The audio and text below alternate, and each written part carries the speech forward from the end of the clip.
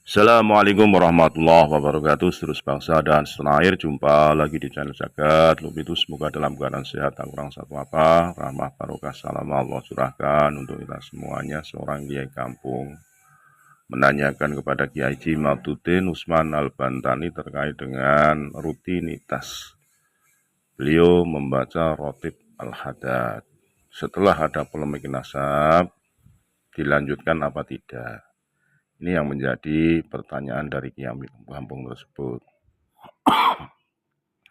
Juga seringnya nyucup tangan ini juga. Nah, ini yang disampaikan oleh Kiai Kampung Sukaraja ini tentunya karena beliau juga sampai dengan saat ini masih sebagai muhibbin yang akut kepada salah satu oknum Habib. Maka dengan adanya polemik nasab dari Kiai Haji Maduddin Usman Al-Bantani yang mengkaji bahwa Fatroh 550 tahun ini, bagaimana siap beliau terhadap kitab yang dikarang oleh kaum Pahlawi. Nah, ini dijawab tegas oleh Kiai Haji Maduddin sebagai bentuk penghormatan. Kemuliaan di sisi Allah itu adalah ketakwaan, keimanan, ilmu. Kalau sanadnya jelas tidak menyimpang dari syariat, tentunya bisa dilanjutkan termasuk Rotib Al-Hadad. Itu kan ilmu, maka dilanjutkan saja. Beda sanad ilmu dengan nasab seseorang. Lebih jelasnya mari kita simak bagaimana seorang kiai kampung ini bertanya kepada Kiai Haji Maduddin Usman Al-Bantani, dijawab dengan tegas dan lugas. Sekali lagi mohon maaf yang Assalamualaikum warahmatullahi wabarakatuh. Cuma pada pertanyaan.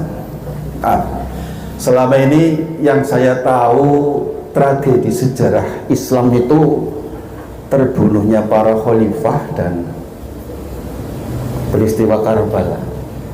Ternyata di Indonesia juga terjadi tragedi sejarah umat Islam, Pak. Dan Pak Jai. Dan wabil khusus Nyun Sewu ini di umat Islam warga Nahdliyin, karena selama ini yang mengagung-agungkan dan sering nyusupi tangan kayak Pak Kamil Marin Habib yang NU kayak gue. Orang aku apa dengan begini kita masih akan berlanjut nyusupi tangannya Habib.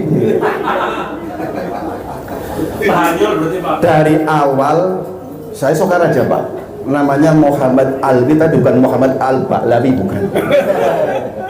Kebetulan ayah ibu saya itu termasuk orang yang sangat takdim kepada habaib, yaitu karena tadi sejarah ini. Nah, selanjutnya sekarang bagaimana sikap kita terhadap mereka yang alim, tawadu, begitu. Sampai kita kan warga Nahdliyin mengamalkan amaliyah-amaliyah yang Nyun Sewu. Katanya karya mereka termasuk rotib, dan saya termasuk pengamal rotib, Pak Yai. Sampai saya ketika saya punya jamaah yang rutinan sudah 18 tahun yang semalam kemis rotib dan husna. Saya begini, kita terus nabor aja. Wis mamang selesai. Tapi kan isinya rotib itu luar biasa. Itu Bang Yai. Ini. Jadi, lah bismillah, saya husnudon lah. Orang itu kan husnudonan begitu. Gitu. Lah, ini kita apakah masih layak dilanjutkan atau tidak begitu? Saya sih berharap masih bisa begitu. Karena bagus amaliyahnya, bacaan-bacaannya begitu. Kemudian Nyun Sewu ini mungkin agak saru ya kalau sampai saya kalimatnya menyentuh kepada satu figur yang sangat kita hormati.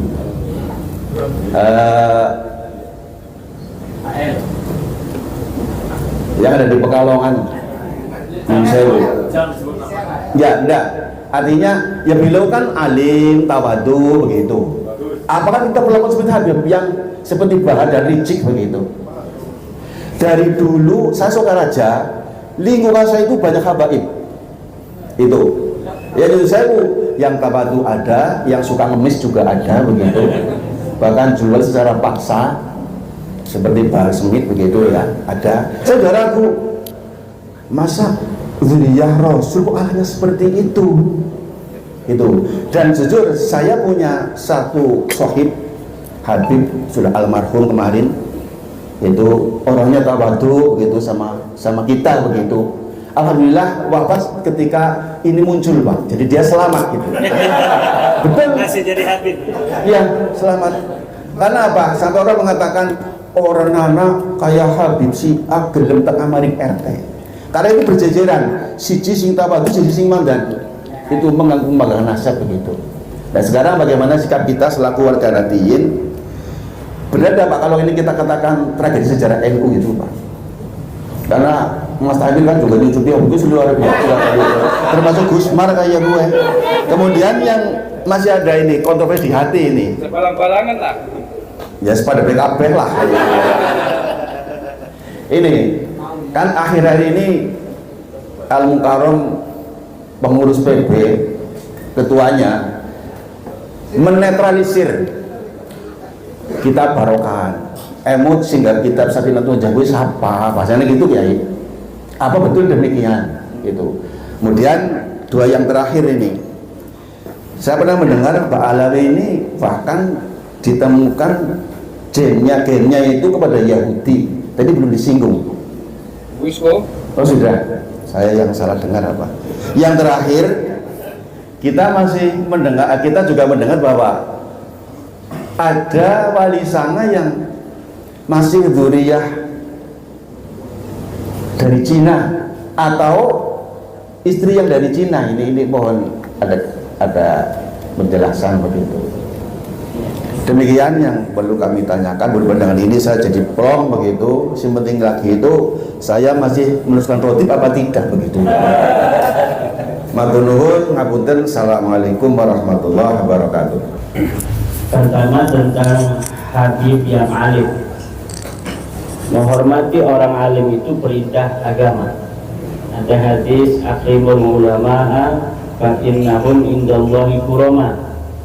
Muliakanlah orang-orang yang berilmu karena mereka di sisi Allah adalah orang-orang yang mulia. Ini tidak memandang dari keturunan siapapun dia, dari status sosial apapun. Kalau dia alim maka wajib dihormati. Jadi ketika nasab habaib bagi saya batal, bagi biologi mustahil, itu tidak mengurangi rasa hormat terhadap mereka-mereka yang alim. Mereka yang alim maka wajib dihormati karena ilmunya itu. Seperti kita menghormati para kiai yang kita hormati bukan karena nasabnya tapi karena ilmunya. Walau para kiai itu punya keturunan garis yang bagus, tapi biasanya mereka sama sekali tidak pernah mengatakan tentang garis keturunannya ke atas. Seperti itulah peradaban modern, peradaban yang tinggi, yaitu setiap kemuliaan berdasarkan prestasi, bukan berdasarkan keturunan, bukan berdasarkan darah. Karena kalau orang sudah merasa dirinya lebih mulia karena darahnya, karena zatnya, itu sama dengan iblis. Iblislah pionir di dalam mengklasifikasikan manusia dari sisi keturunan. Iblis mengatakan khalaqtani min nar wa khalaqtahu min tin. Engkau ya Allah menciptakan aku dari api dan menciptakan Adam daripada tanah. Aku tidak mau sujud kepada Adam karena aku lebih mulia daripada Adam. Ana khairum minhu. Aku lebih baik daripada Adam. Khalaqtani min nar wa khalaqtahu min tin. Engkau menciptakan aku dari api sedangkan engkau menciptakan Adam daripada tanah. Maka aku tidak mau tunduk terhadap Adam. Orang yang pertama bangga dengan nasab adalah iblis, dan siapa orang yang mengikutinya sekarang berbangga-bangga dengan nasab adalah pengikut iblis. Jadi siapapun dia itu sekarang alim ya wajib dihormati. Dulu kita menghormatinya karena husnudzon dia turunan Nabi, selain dia alim, maka sekarang kita tetap menghormatinya tanpa mengurangi karena dia adalah orang alim. Karena kewajiban menghormati orang alim adalah perintah agama. Akrimul ulama'a fa innahum 'indallahi kurama. Muliakan para orang-orang ahli ilmu. Siapa orang yang menghormati ahli ilmu, maka anaknya itu akan menjadi ahli ilmu. Karena orang apabila dia menghormati ulama, maka dia berkeinginan anaknya jadi ulama seperti dia. Maka kata kitab ta'lim, idza arata an takuna idza arata ay yakuna ibnuka aliman falyukrim aliman. Kalau engkau mau ingin anakmu ini menjadi orang alim, maka muliakan orang alim. Karena apabila kita memuliakan orang alim, maka dari situ kita akan tahu kebesaran orang alim, sehingga kita ingin anak kita seperti orang alim itu. Dan dalam sejarah peradaban manusia yang dicatat itu adalah dua. Pertama raja, yang kedua adalah orang alim. Mungkin peradaban masa depan itu tiga, YouTuber yang akan dicari. Karena ini peradaban baru ini YouTube. Mengenai bagaimana dengan nasib ratib, nasib simtuduror, ya kalau kita merasa itu adalah sudah barokah, lanjutkan, karena itu merupakan bagian daripada ilmu. Nggak mungkin orang itu bisa untuk membuat simtuduror kalau dia tidak berilmu, karena di situ ada dia harus ngerti bahasa Arab, dia harus ngerti nahwu, dia harus ngerti balaghah dan lain sebagainya. Ratib, khusus untuk ratib Al-Haddad itu sudah ditemukan bahwa ratib itu sebenarnya karya bukan Al-Haddad, tapi karya Imam Rifa'i. Jadi dari tariqah Rifa'iyah, persis sekali antara ratib Al-Haddad itu dengan ratib Rifa'iyah. Sedang kalau atas nggak tahu. Sedangkan Imam Rifa'i itu jauh adanya lebih dahulu daripada Al-Haddad. Maka bisa tarik sebuah kesimpulan bahwa ratib Al-Haddad itu adalah ratib Ar-Rifa'iyah karena diamalkan oleh Imam Al-Haddad, maka kemudian dianggap itu karya daripada Al-Haddad, padahal itu karya daripada Rifa'ah. Itu yang kedua. Ketiga, tentang DNA. Menurut kajian para ahli DNA, termasuk teman-teman kita yang kita undang, atau bukan kita undang, yang diundang bersama saya di UIN itu mengatakan bahwa hasil daripada uji DNA mereka berhaplogrup G. Haplogrup G ini adalah haplogrup yang dimiliki oleh kelompok manusia yang berasal dari Khazar. Khazar ini adalah kelompok manusia yang ada di Kaukasus. Siapa mereka? Mereka adalah orang Khazari yang masuk ke dalam agama Yahudi, kemudian mereka mendominasi Yahudi, sehingga Yahudi sekarang ini terbagi menjadi Yahudi Khazari dan Yahudi Ibrahimi. Yahudi Khazari itu adalah Yahudi yang bukan keturunan Nabi Ibrahim, tapi mereka mendominasi Yahudi. Termasuk Israel itu sekarang Yahudinya yang Zionis itu bukan Yahudi Ibrahimi, keturunan Ibrahim, bukan, tapi keturunan daripada Khazari. Kalau Yahudi keturunan Ibrahimi, haplogrupnya J1, sama dengan keturunan daripada Sayyidina Muhammad. Hari ini kalau keturunan asli Nabi Muhammad itu haplogrupnya sama dengan Yahudi Ibrahimi, yaitu Yahudi keturunan Nabi Ibrahim. Tapi kalau Yahudi Khazari, yaitu orang-orang yang mengaku dirinya Yahudi, jadi nyangkok juga dulunya dia bukan Yahudi tapi nyangkok Yahudi, kemudian mendominasi Yahudi, sehingga Yahudi asli itu kalah. Nah, inilah mereka setelah dites haplogrupnya G sama dengan haplogrup kelompok Ba'alawi yang sudah tes DNA di Yaman. Dan menurut info dari Dr. Sugeng Sugiharto, peneliti BRIN itu, 5 orang dari Indonesia Ba'alawi pun sudah mengikuti tes DNA dan hasil haplonya sama persis dengan hasil haplo dari saudara mereka yang ada di Yaman. Walaupun mereka daftarnya dengan anonim, tidak ada namanya. Kalau yang dari Yaman itu yang telah melakukan tes DNA itu ada namanya, Muhammad Al-Jupri, Hamad bin Yahya, Asakron, Jamulair. Kalau di Indonesia ini anonim, tidak ada namanya. Bagaimana itu mereka anggota BRIN itu, peneliti bisa tahu bahwa itu Ba'alawi? Karena dari jejak-jejak DNA SNP lainnya yang berasal dari jejak-jejak mutasi ke Indonesia. Jadi mereka dapat meliti. Orang yang mengaku seorang dari keturunan tertentu itu akan terlihat jejak dari dirinya sendiri sampai Nabi Adam. Dari kita sampai Nabi Adam itu akan terlihat. Maling jemuran susah untuk dideteksi, maling nasab mudah sekali.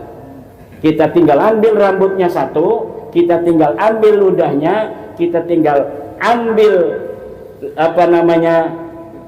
ingusnya, dia ingus, kita ambil tuh, udah bisa dideteksi dia keturunan siapa, mutasi genetiknya dari generasi keberapa, kemudian mutasi migrasi daripada leluhurnya dari mana saja ketahuan.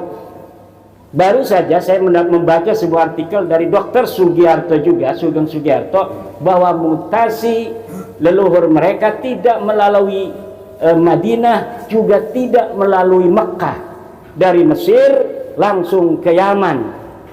Kalau demikian, sedangkan Nabi Muhammad itu adanya di Madinah, ada di Mekah. Bagaimana seorang yang mengaku keturunan Nabi Muhammad sedangkan migrasi leluhurnya tidak pernah ada di Madinah dan tidak pernah ada di Mekah? Sedangkan ayah Nabi Muhammad ada di Mekah, Nabi Muhammadnya ada di Madinah. Mutasi leluhur mereka itu berasal dari Mesir, kemudian menuju ke Yaman. Dari Mesir sebelum itu mereka dari Kaukasus itu, dari Kaukasus, Mesir, Yaman. Baru Nusantara. Kemudian untuk Mbak Banyumas yang cantik jelita, saya setuju sekali bahwa tetap kita untuk orang-orang yang alim dan sebagainya tetap hormat. Untuk yang lambe dobol itu ya sudah jelas koheren antara lambe dobolnya dan penemuan daripada penelitian kita bahwa mereka bukan turunan Nabi, dan hasil tes DNA yang mustahil mereka turunan Nabi.